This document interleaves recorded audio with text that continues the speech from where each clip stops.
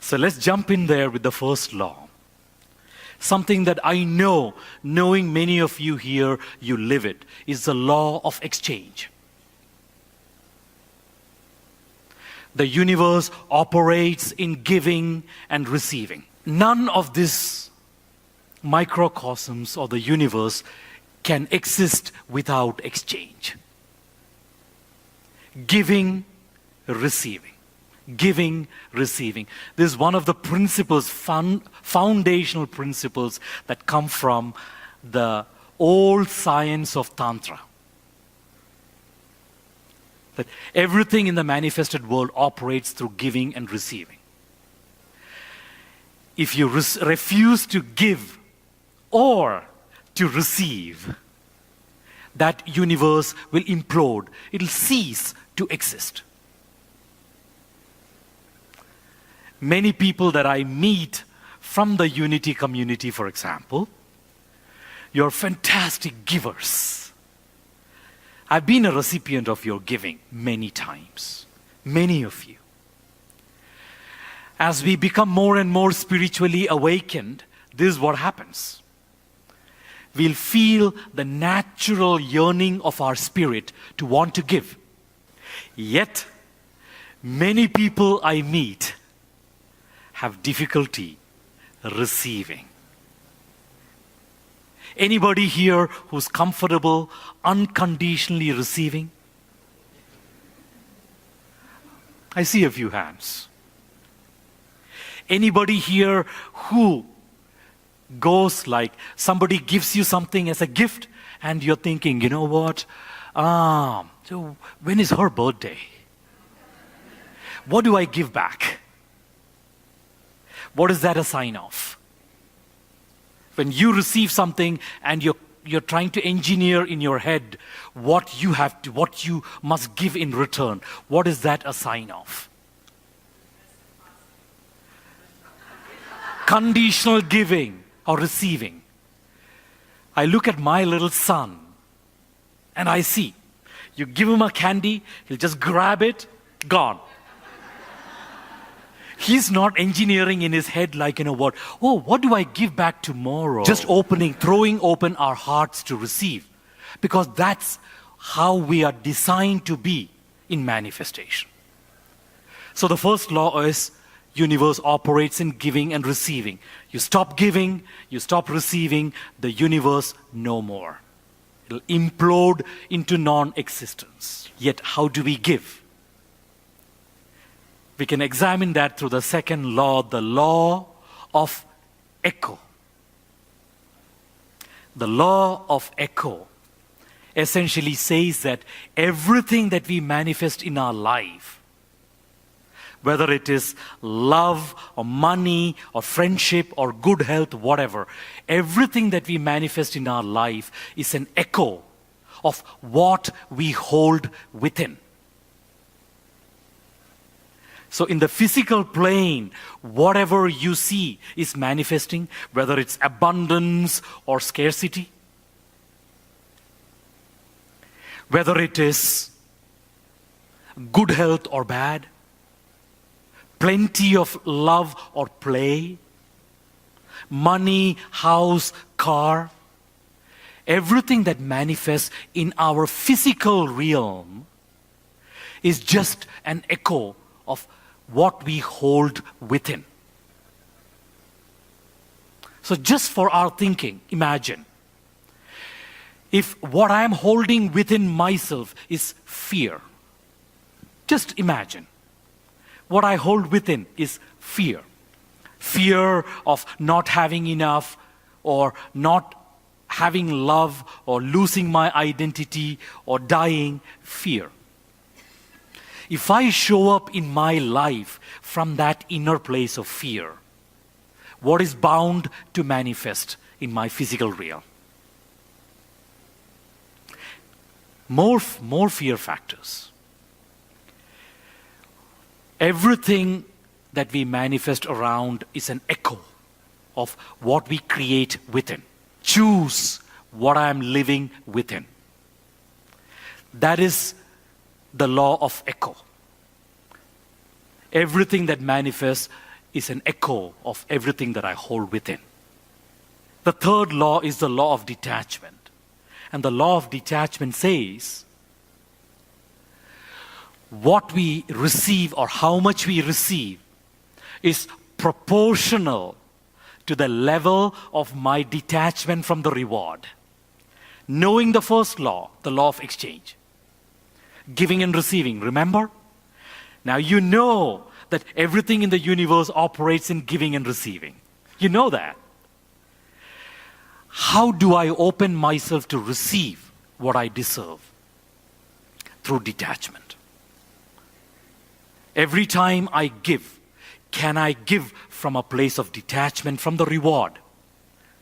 Because the third law says that the more I detach from the reward, the more reward flows my way. And I have many, many such experiments that I've done in my own life that I can talk about, where I've given away a copy of the book to somebody who couldn't afford to pay anything for it. That was okay. I didn't even know that person. 2 years later, out of the blue, I receive $1,700 as a donation. And I reach out to that person and I say, thank you.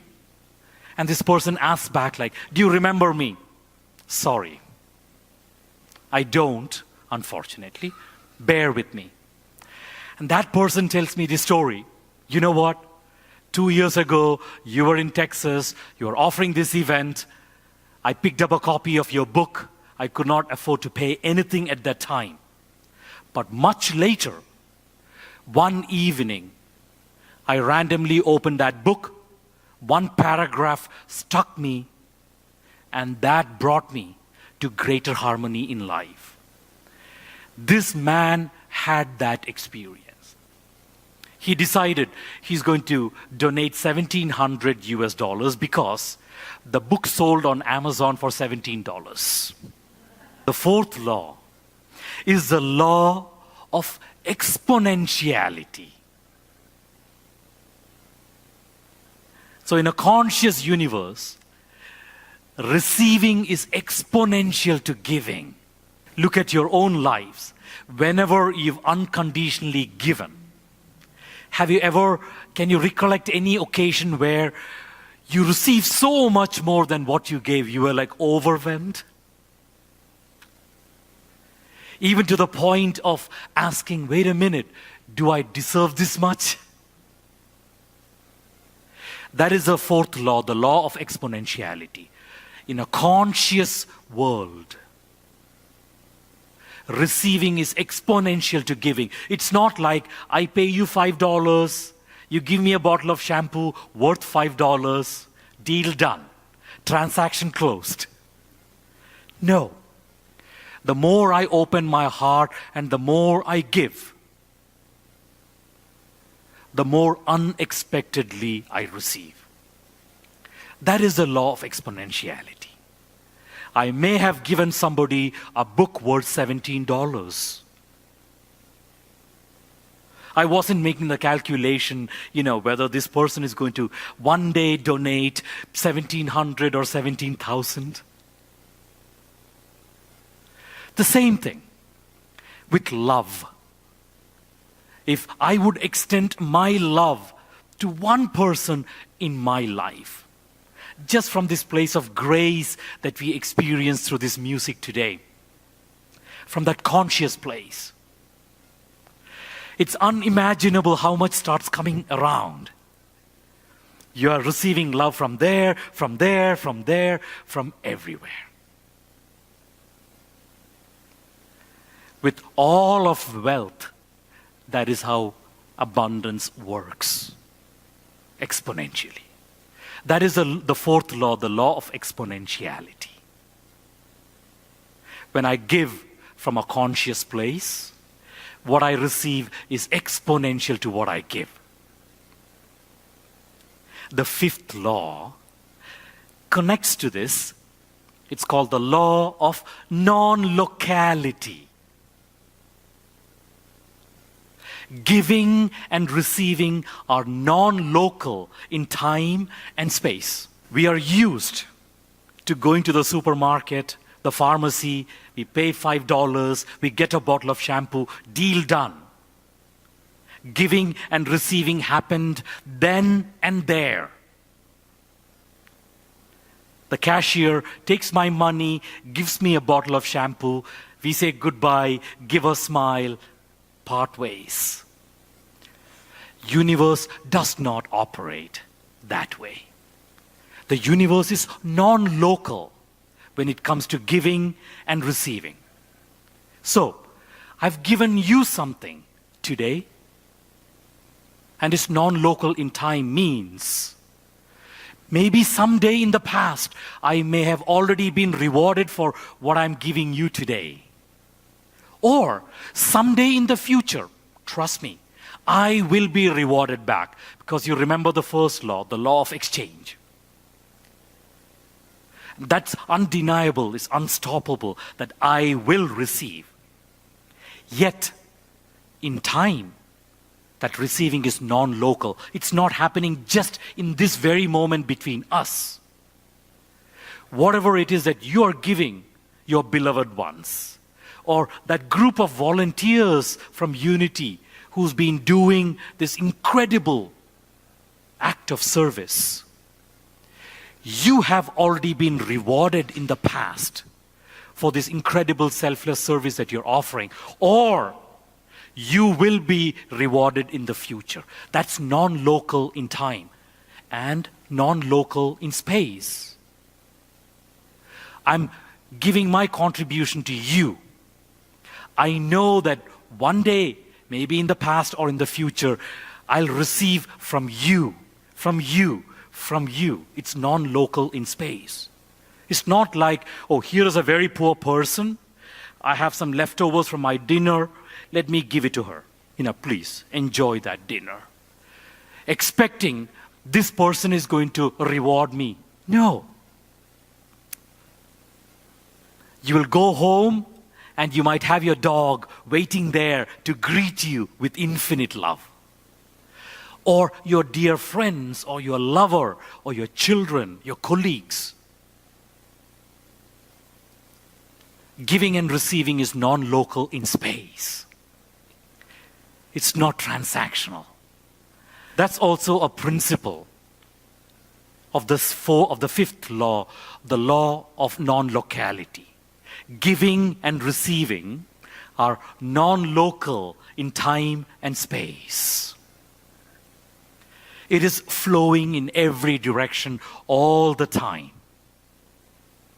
Yet, how do I position myself to receive? The sixth law is very insightful, the law of Dharma. This word Dharma is a Sanskrit word that comes from my mystical tradition. You can roughly translate it to my life purpose or my reason for existence is Dharma. The law of Dharma says the universe, the higher presence, the omnipresence, God, nature, whatever you call that embodiment. The universe brings to you all the resources you need in order to live your Dharma, your reason for existence. Whether that reason for existence is to share your abundant love or bring your brilliant technical mind in service of humanity, or be in service of plants and animals, or become a champion of the poor or the homeless, whatever you feel the reason for your existence is, you fully claim that reason for existence, that Dharma, and the universe will bring to you all the resources you need in order to live your Dharma. Whatever those resources mean. They could be a house that you need, or a car that you need, Or you need money in the bank to pay your check, pay your bills. It could be love, good health, friendship, a network to bring your message out. Whatever resources you need in order to live your dharma, your reason for existence, your purpose, will be brought to you by the universe. We don't have to take even 1 minute to ask ourselves, oh my God, my heart is calling for me to step out and serve as a coach or as a facilitator. And putting that out on a donation basis. Just fully owning whatever it is that you believe God has designed you for in this form. Just claim it. You don't need a business plan for that. You don't need funding from the bank. You don't have to wait for anybody's green light before you take that step forward. That is the sixth law, the law of Dharma. The universe brings to you all the resources you need in order to live your reason for existence. And I've had my teachers tell me the same. And I'm like, wait a minute. It doesn't make sense. Not to the ego. So I refused listening to the sixth law.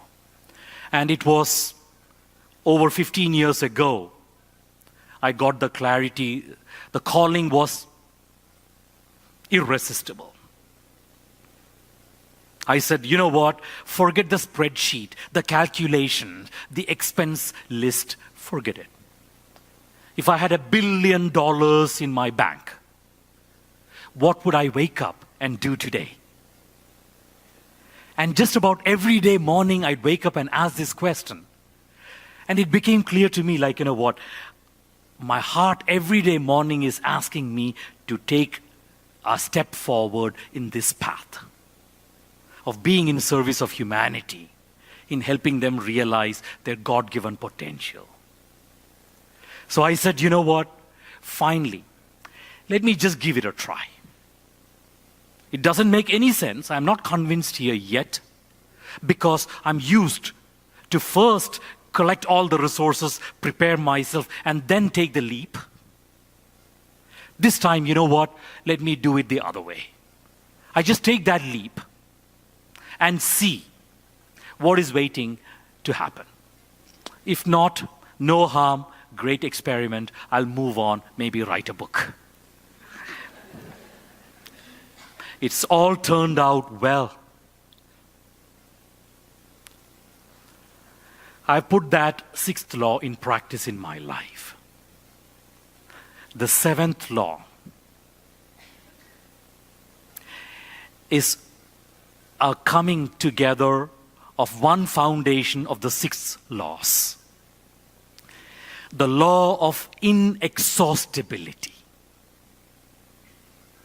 Essentially what it says is, whatever is inexhaustible when I share is true wealth.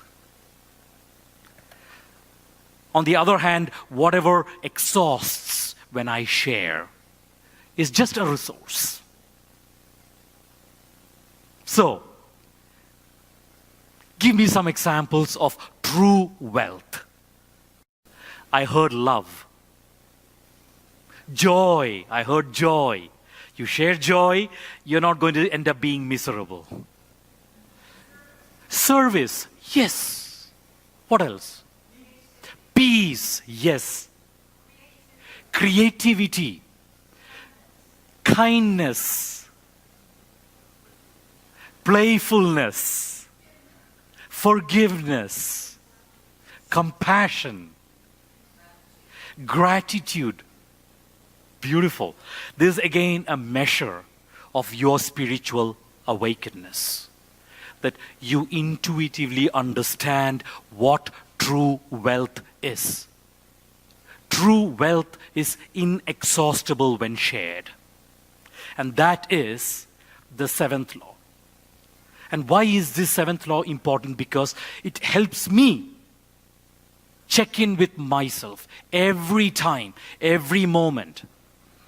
Thursday morning, I wake up, I'm doing my meditation, finish my meditation, I check my email, and I receive this beautiful invitation from Bruce.